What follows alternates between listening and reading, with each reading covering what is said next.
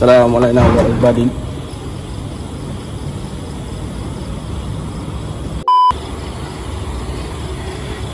Fokus saya semua. Allah Akbar. Allah Akbar. Allah Akbar. Saya beremang dekat pokok bulu ni. Ada yang ajak main ni. Assalamualaikum warahmatullahi wabarakatuh.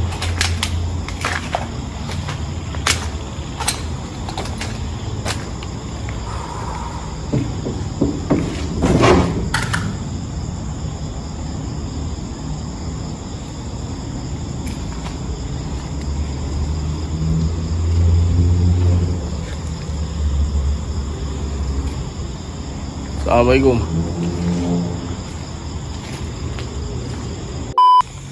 So, saya berkemah. Di kawasan saya kemah tu adalah kawasan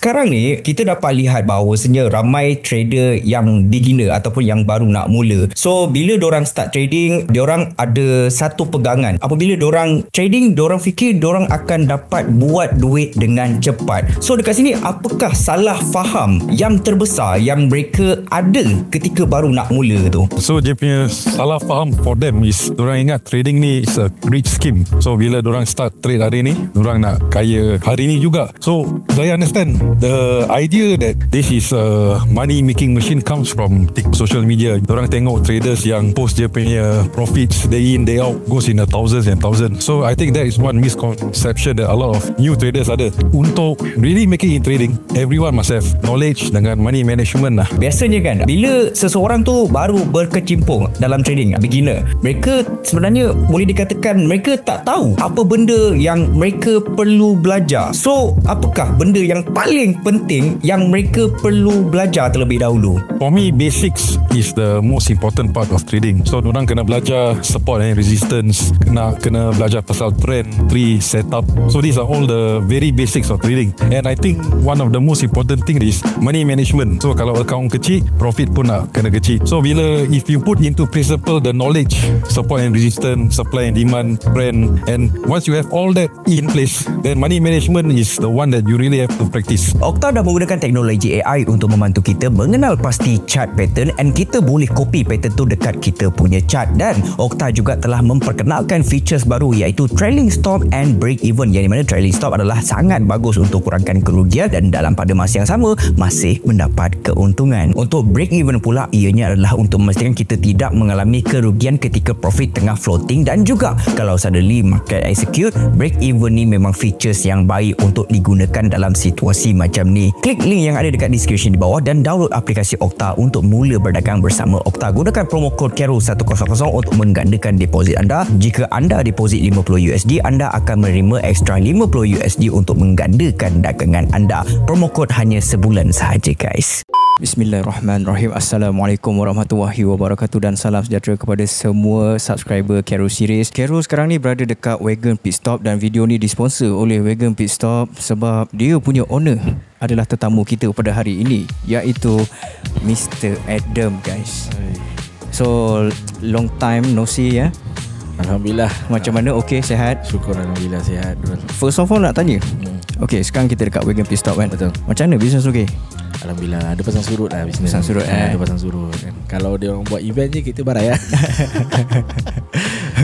Kalau korang duduk dekat JB, kalau korang nak cari pot makan yang best untuk lepak malam dengan awek ke, dengan isteri ke, bawa anak bini, korang boleh datang ke Wagon Pit Stop dekat Tepian Tebrau. Tepian Tebrau. Just search Waze Wagon Pit Stop Tepian Tebrau JB. Hari ini Mr. Adam ada beberapa kisah yang nak dikongsikan kepada kita dan juga beberapa footage yang akan diselitkan dekat dalam video ni. So korang kena tengok juga dekat dalam video, korang tak boleh dengar sahaja sebab ada beberapa footage yang akan diselitkan. Kejap lagi kita boleh dengarkan kisah pertama daripada Mr. Adam. Okey, untuk kisah pertama ni Rol, kita orang ni adalah tim Galeri Sejarah Johor. kami mengkaji sejarah dan juga mencari artifak-artifak untuk Johor lah, untuk kami punya simpanan. Alright. Jadi kami temu satu terowong yang di mana belum pernah lagi ada explorer yang teroka sini. Jadi saya ada person in charge kita, nama dia Abang Faris. So Abang Faris ni yang memang lead kita untuk masuk ke dalam terowong tersebut. Jadi kita pun hari pertama datang ke sana untuk tengok terowong tu, kita dah tahu dah, saya dah nampak vibe yang lain macam kat dalam terowong ni. Sebab masuk dia tu macam mulut ular tau. Kami ni datang ke sana bila kami dah pun kaji dan kami tahu memang itulah tempat dia, dan itu bukanlah terowong komunis, tapi itu adalah terowong Jepun yang digali oleh pihak Jepun menggunakan hamba-hamba dia lah. So kami pun masuk. Hari pertama survey tu ada 4 orang masuk ke dalam. Waktu dalam perjalanan masuk tu memang nampak lah runtuhan jatuh. Keadaan memang tak safety. Memang tak safety roll. Tapi apa yang menarik waktu tu, yang tertarik, dia ada 2 tunnel tau. So satu tunnel dia masuk ke dalam lagi, dia ada pintu. Okey, yang satu lagi kita akan terus ke depan dalam 500 meter ke 600 meter. Jadi tengah jalan ni saya memang perasan lah, kenapa kita tahu yang kita masuk 4 orang, tapi sekarang ni perjalanan tu macam ada 6 atau 7 orang kat belakang kita. So saya cakap dengan ada satu orang ni, abang Kiram tak silap, bang, berapa orang masuk bang? Kita je lah, engkau, aku ni. Okey. So jalan kita jalan atas air, dalam air. Dalam tu ada takungan air. So kita tahu bila saya adalah orang terakhir sebab saya bawa beg. So saya cakap saya akan rakam daripada belakang. Alright. So tak ada orang lagi di belakang saya, sebab saya kena ada di belakang untuk rakamkan perjalanan diorang. So siapa kat belakang kita? Bila saya toleh ni memang gelap tau. Terowong, bayangkan lah, kita ada lampu torchlight tu je. Sebab datang sana dia cakap sinilah terowongnya, kita datang memang ambush gitu je lah. Kita tak tahu pun nak kena bawa apa-apa, tak tengok apa-apa ni, just datang untuk survey saja. Okay, so lepas kita ambil kira resiko yang akan kita lalui, rintangan yang kita akan lalui tu semua, kita orang pun bergerak. Bila bergerak tu semua berpaling kepada saya. Berpaling ni, waktu berpaling tu dekat mata kita orang ada nampak satu arrow naik ke atas. Dia tulis situ ada satu words lah, ada dalam berapa meter lagi ke atas. Waktu diorang semua tunjuk kat situ, satu daripada orang yang tengah tengok ni, sekarang masing-masing pakai headlight kan. Jadi headlight tu tembak kat mata, kita tak nampak muka tau. Alright. Okay, yang semua tolak kat sini, dia ni tak pakai headlight. Saya tengok macam ni lah, asal siapa ni kan? Tak pakai baju tak apa. Astagfirullahaladzim. Cakap, bang, nampak apa? Bang, cuba sebut nama bang. Dalam video saya cakap, bang, sebut siapa ni, nama siapa sebut. Semua diam tau, semua dah faham tau. Jadi okey, dia tak kena, ada penunggu dia kan. So keluar. Bila keluar tu lah ada kena cakar kat sini. So saya cakap, bila masa kena cakar kan, saya cakap kan. Dia actually, okay, kita pause sekejap.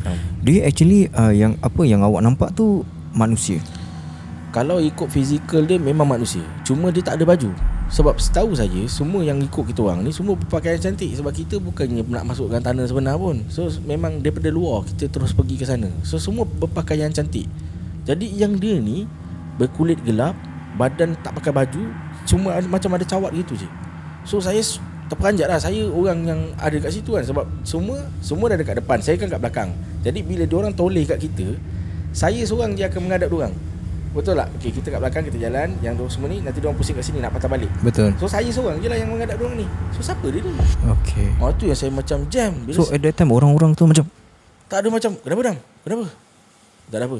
Kita tak nak, tunnel ni jauh. So kita tak nak orang kelang kabut dalam keadaan tu. So selalunya kalau kita nampak benda-benda macam ni, kita akan try to calm lah, tenang, relax kan. Tak apa bang, jom kita keluar dulu. Dia keluar. Semua keluar santai je. Bila keluar santai tu, dalam keadaan nak pergi ke bukit tu lah, kita dah nampak, waktu tu maghrib bang, kita dah nampak yang pokok ni berbentuk macam orang. Dah ada tanda lah, dah ada hint di mana pokok tu, itu tempat dia. Tu alam dia lah. Kalau orang-orang lama cakap, kita tunjuk gambar tu. Sebelum nak post tu, kita dah tunjuk gambar tu. Cik, ni apa cik Wish, jarang ni nampak dalam video dia cakap kan. Ni dia ni. Sebab kalau kau tak percaya, kau pergi kat point ni balik, kau pergi balik, pokok tu tak ada. Tapi dalam video dia ada. Pergi balik, semua nampak. Waktu tu kita orang tengah daki bukit tu untuk nak pergi ke tanah tu. Jadi semua nampak pokok tu. Memang kita perasan, ni ada mata, ada hidung, ada badan macam membungkuk macam ni, tapi dia pokok. Ada dalam footage, nanti boleh ambil Arun. So balik, semua balik. setting balik semua, kumpul orang-orang, manpower semua kumpul, ready. Dah ready itulah kami pun kalau tengok dalam video tu, itulah di mana kami korek, kami gali. Semua dah pun cari gali, korek semua. Kita dah jumpa jalan, tapi kita nampak jalan tu sangat berbahaya. So kami ambil keputusan untuk berehat, balik kat base. Balik kat base ni lah semua gangguan terjadi. Sebenarnya Abang Faris dah pesan, jangan kencing ke apa dekat sana, kat depan sana, nanti saya cerita, dia cakap. So dia dah memang nampak sesuatu yang besar dekat sana. Dia dah nampak dulu. So saya ni pula dah nampak dekat dalam tunnel. Apabila semua berehat dalam pukul 2 ataupun 3 pagi, semua orang tidur dekat lantai. Saya seorang je tidur atas camping punya katil. Semua memang dekat lantai. Beralaskan canvas, dan ada yang tidur dekat dalam kemah tapi masih bawah lantai. So waktu saya tidur ni, saya tengah tidur, kita tahu kat sini memang ada punca air lah. Wallahualam, saya tak tahulah sama ada itu ular ke ataupun biawak ke, wallahualam. Tapi memang besar. Saya nampak dia jalan macam itu, tapi dia tak ke arah kami. So saya tengok macam tu, aduh, saya cakap ni ular ke ni. Lepas tu saya tengok semua dah tidur. Saya diam sebab saya tunggu masa untuk saya masuk. Okay, saya dah pun tukar baju semua. Saya basuh kaki dekat sungai tu, saya tengok dah tak ada. Basuh kaki, saya bergerak. Waktu bergerak tu semua baring. Ada satu orang je berdiri. Waktu saya berdiri tu, saya tengok dekat bawah tu Abang Faris. Lepas tu, Dam, mana Dam? Masuk dalam. Okay. Tapi saya tahu yang mulut Abang Faris tak bersuara pun waktu tu. Tapi siap, kalau aku fikir aku punya orang cakap heran aku ni, aku tak masuk ni. Masuk je lah. So saya masuk explore macam dalam video. Korang tengok habis semua settle, satu part ke satu part. Ada bunyi orang ketawa, ada bunyi orang nangis, ada bunyi pergerakan. Padahal saya seorang ni dalam tu. So ada dengar dalam? Ada, memang dalam footage semua ada. Macam ada seretan pun ada kat dalam. Malam, so inilah malam.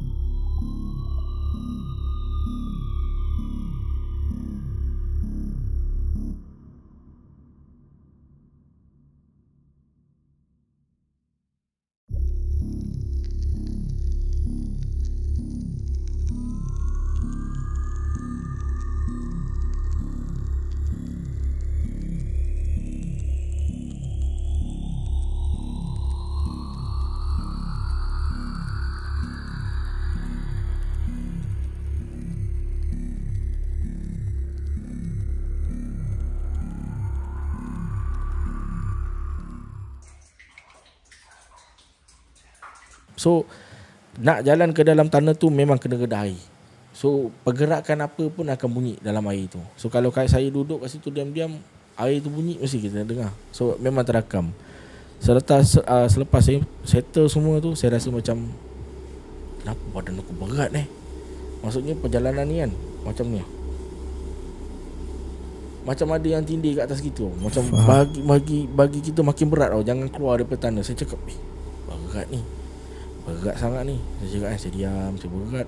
Aduh saya cakap macam mana ni kalau apa-apa jadi ni, masak ni. Walaupun diorang ni bila kita dekat tunnel, orang tak dengar tau apa yang dekat dalam. Orang luar tak dengar apa terjadi kat dalam. Kita letak genset kat dalam, dekat luar langsung tak dengar bunyi. Berbalik pada tadi yang saya cakap, saya dah keluar berat. Saya keluar saja, Abang Faris tegur, Dam, okey Dam dalam. Saya cakap, okey bang. Tapi abang mana? Suara ada, orangnya tak ada. Apabila saya dah selesai tu, saya basuh kaki, saya ambil sembahyang, saya baring balik. Pum, diorang tak ada. Waktu saya sedar tu, diorang tak ada. Saya ingat kan semua tinggal saya. Pum, saya cakap. Tapi bila saya jejak kat tanah, air. Saya cakap, ini aku tengah dekat tempat lain ni, aku cakap ni. Saya tak nak pergi ke sana, pergi sini. Saya letak badan saya balik. Saya buat bodoh je, Rul. Saya baring balik. Saya tidur. Macam-macam, sini, sana, sini, sana, sini, sini. Ayat tu je saya dengar. Tapi memang wallahi memang tak nampak pun kawan-kawan kita yang kat lantai tu. Memang tak nampak. Kemah tak ada, barang tak ada, makanan tak ada. Saya seorang kat tengah tu. So memang terang-terang tak mungkin diorang tinggal saya. Saya diorang punya cameraman. Tapi awak dengar sini. Sini, sini. Sini, sini. Memang dengar suara diorang. Sini, sini. Sini. Sana lah. Macam diorang tengah sesat tau. Tapi saya belajar daripada pengalaman saya tak nak layan benda tu. Penat. Kalau kita layan benda tu, kita satu langkah kita ke depan, kita dah hilang dah arah kita nanti. So dalam hati cakap, wallahi saya cakap, aku dah penat. Aku penat dan aku memang tahu resiko kat sini. Nak tak nak, tidur je. Baring balik tu. Bila baring balik, besok abang kiram kejut. Oi, Dam, nak gerak, Dam. Allah, tenang hati. Bila nampak semua orang balik kan. Lepas tu dah balik turun, Abang Faris cakap apa? Dam, kita kena berubat ni. Aku kena teruk ni. Benda pelik-pelik ni, sakit pelik-pelik aku kena ni. Kita dah berubat semua, dia cakap. So semua berpunca daripada tunnel tersebut lah. Dan apabila tunnel ni dah jadi macam gitu, saya ambil keputusan untuk comeback balik. Datang balik untuk rasa kalau betul apa yang ada dekat badan saya ni punca daripada tunnel ni, baliklah kau. So saya pun masuk semua, siap terjatuh lagi tu. Terkulik, tersungkur kat situ, terduduk, terdiam sekejap dalam 5 minit. Sebab tentak kan 5 minit. Waktu tu lah rasa badan yang berat daripada jalan tu. Sebenarnya daripada yang saya berat tu sampai ke rumah saya berat. So jatuh tu je terus ringan. Mungkin dia dah dekat sana lah. Itu yang stretch mark kat belakang memang gila-gila lah. Cakar tu lah, waktu saya jatuh tu, saya anggap mungkin aku tercakar dekat situ lah. Tapi sebenarnya daripada sebelum sampai tanah, saya dah pedih kat belakang. Dah pedih lah. Saya pun dah dapat rasa pedih dia tu. So tu yang macam okey lah. Sebenarnya tanda-tanda macam ni memang ada sejarah dia. Kita tak boleh suka-suka. Itulah the main saya nak cerita pasal tunnel ni lah.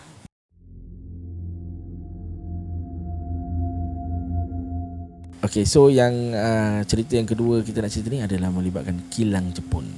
Di mana kilang yang digunakan waktu Perang Dunia Kedua ketika Jepun datang ke Johor. Mereka gunakan kilang tersebut untuk, ialah di mana adalah benda-benda dia, tangkapan orang ke, jadi tempat simpan orang-orang yang tak dengar cakap ke apa ke, yang tak nak obey dengan dia. Banyak orang yang tak nak obey dengan dia. Dan apa, barang-barang rampasan semua dia letak situ. Dia jadi base dia kat sana. Jadi kilang tu dinaikkan jadi kilang kain.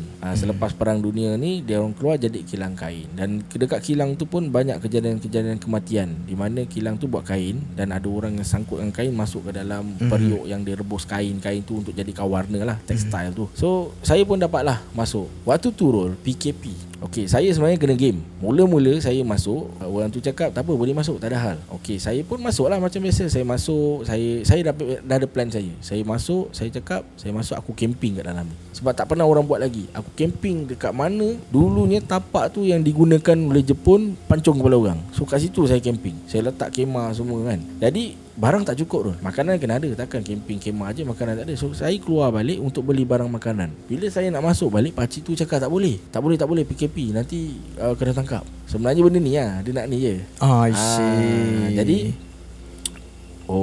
macam ginilah cerita dia kan. Okey lah, cik bagi saya dalam 1 jam lah. Saya closing cerita, saya pusing, lepas tu saya balik. Saya cakap macam tu. Dia cakap okey boleh. Okey, jadi dalam, awak kena ingat, barang-barang kamera saya, equipment power bank saya semua dekat dalam tent, dalam kemah saya yang saya dah buka. So saya telefon bapak saya cakap, bah datang jap. Kenapa? Datang je pakai Alza. Jadi kereta saya yang Sportage tu saya parking kat tepi. Saya sembunyikan kat tepi tu. Saya panggil bapak saya datang. Bah, nanti pakai hoodie Mr. Adam Dengar saya cakap, kenapa? Abang pakai je lah. Okey. So saya bapak saya datang tu, saya masuk kereta dekat pintu belakang, bapak saya lalu kat depan pakcik tu, buka tingkap, pakcik tu bagi masuk, dia tutup pintu. Lepas tu dia cakap, kejap lagi aku keluar, nanti kau lock je pintu. Okey. Tapi kau tak boleh lama, kau kena keluar dengan aku.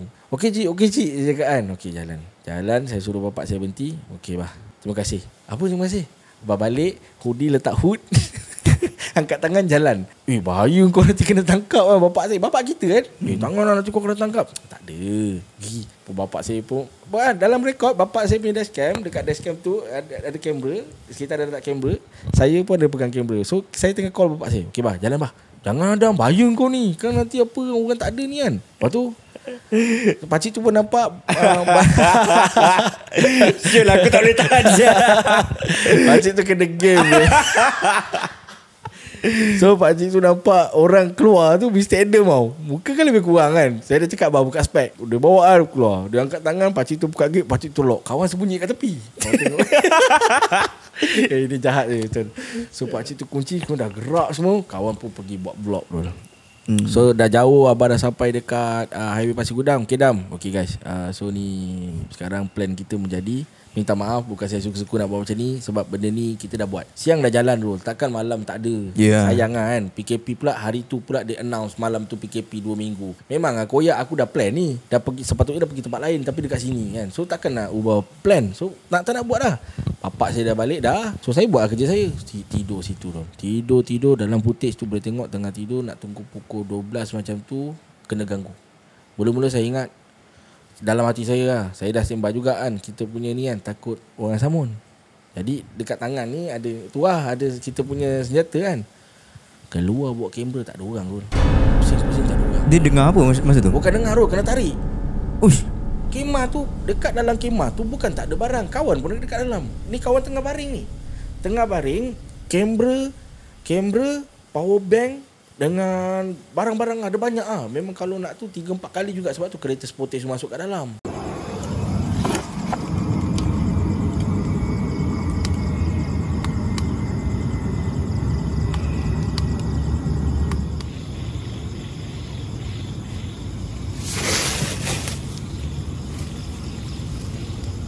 Allahu Akbar.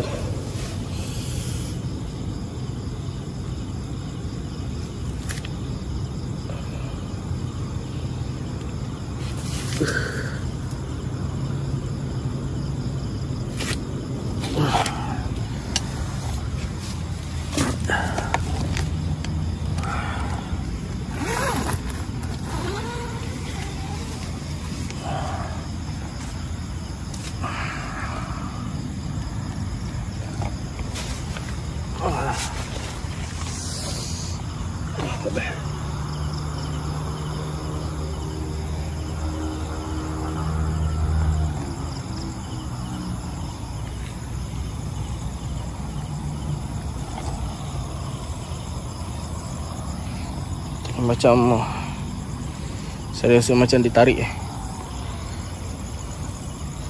dari arah sini. Terima kasih. Oh, sakit kepala, sentak macam ni.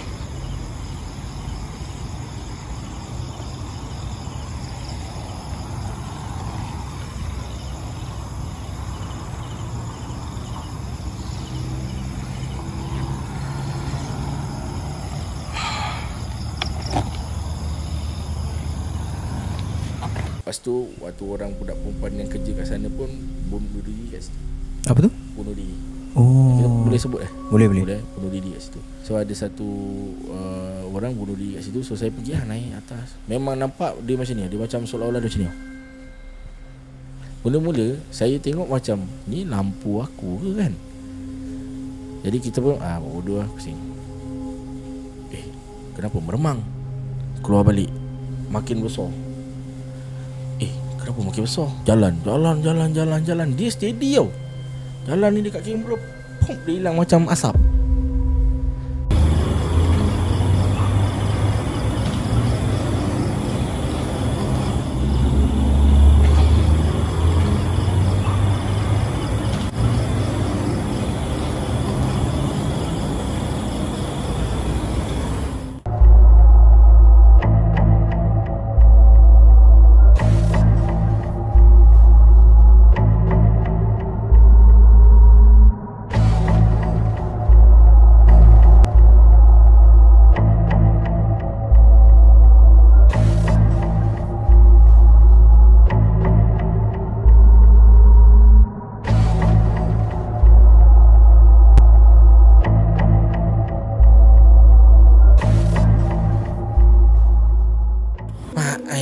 cakap, gila babi tempat ni, macam mana nak stay lagi ni sampai besok pagi kan.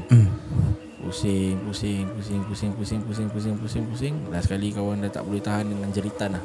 Ada satu jerit ni macam, dia kalau jerit ni kuat Rol, dia jauh.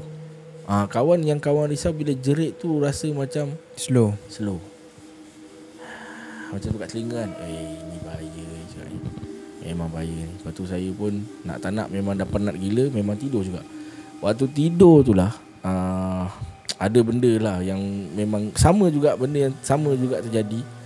Dia masih lagi kacau kat tent, tapi kali ni saya tak keluar. Saya biar je. Tak nak macam provoke masuk ke sini sana sini. Kalau apa-apa jadi kat saya susah juga kan. So dah selesai tu semua. Besok pagi saya bangun, saya pergi tour balik, saya pusing balik, saya cakap lah mana semua gangguan tu. Siang tu saya buat lagi sekali. Saya kena bawa pergi balai waktu tu. Buat hal lah. Saya kena bawa pergi balai waktu tu. So itulah orang ingat saya tinggal kemah ke apa. Sebenarnya daripada hujung tu ada kampung. Budak orang-orang kampung tu dah perhati saya dah. Dia cakap apalah budak ni nak buat kan. So itulah di mana ada satu episod lagi, orang kampung tu datang untuk cerita lah. Dia nampak saya sampai ke subuh dia pergi tu, dia nampak lagi ada kemah tu lagi kan. So memang senang cakap, kadang-kadang terpaksa buat kerja gila juga Rol. Sebab kita nak satu footage yang di mana orang tak pernah dapat. Bukan kita nak tunjuk kita hebat, tapi itu je point dia. Kalau awak dah datang, takkan awak nak balik. Yalah betul. Penat rugi lah. Kita tak boleh nak balik. So, PKP pula tu. Tapi apa yang saya buat tu pakcik tu tahu lah, dah kantor pula kan. So pakcik tu bawa lah, cerita, boleh pun cerita baik-baik, dah balik, tak ada apa pun. So itulah apa yang terjadi di kilang tekstil Jepun ni, bekas kilang Jepun ni. Banyak tu sebenarnya. Kalau awak tengok awak ambil putih tu banyak sebenarnya. Kalau nak cerita balik memang banyak. Tapi kita kesuntukan masa kan. Betul. Kita try cut mana yang kita boleh cut untuk penceritaan kali ni. For the last kali ni, ada apa-apa ucapan untuk subscriber Kero Series dan juga subscriber Mr. Adam? Untuk subscriber Kero Series, thank you so much sebab korang pun datang support ke channel Mr. Adam Official. So korang pun tahu Kero ni adalah orang yang sangat-sangat detail. Dia kalau dia sampaikan satu penyampaian memang hardcore gila, memang full detail gila. So macam saya pula, saya cuma sampaikan apa yang detail daripada part saya untuk macam noise ke bunyi ke apa ke, itulah part kita orang. So kami daripada konten yang berbeza tapi sebenarnya sama je. Betul. Editing semua tu sama. So respect each other dan saya sangat hormati Carol. Carol pun sangat baik dengan saya. So itulah, support selalu. So for subscriber Mr. Adam, untuk subscriber saya, stay tune, we will back 2025 kita gila-gila guys. Sebab kita ada lagi 10 video memang gila-gila solo macam dulu, macam mana saya buat 2019. Terima kasih banyak kepada korang yang dah menonton ataupun dah mendengar sampai ke penghujung rancangan. Jadi kepada korang semua, Kero nak ucapkan terima kasih lah banyak-banyak. And kepada korang yang suka ataupun minat dengan video Kero Series, korang boleh tekan butang subscribe dekat bawah. And jangan lupa untuk tekan butang like. And if you have any suggestion, korang boleh DM dekat Kero punya Instagram @KeroSeries_official. And kalau korang nak ada apa-apa, korang nak berbual dengan Mr. Adam, korang kena tanya dia. Boleh Mr. Adam? Boleh. Siapa yang nak podcast dengan saya boleh. Siapa-siapa nak podcast dengan Mr. Adam, okay, boleh DM dia dekat Instagram guys. So itu saja untuk video kali ini. See you next time. Assalamualaikum.